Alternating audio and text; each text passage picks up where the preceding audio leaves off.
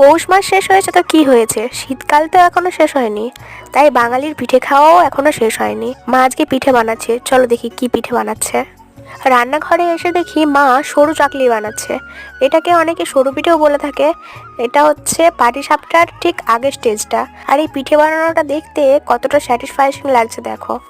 মায়ের পিঠে বানানো দেখে আমারও ইচ্ছে করছিল পিঠে বানানোর জন্য, তাই আমিও একটু চেষ্টা করার জন্য বসে গিয়েছি। চলো দেখি পারি কিনা। আমার পিঠে বানানো দেখে নিজেরই হাসি পাচ্ছিল।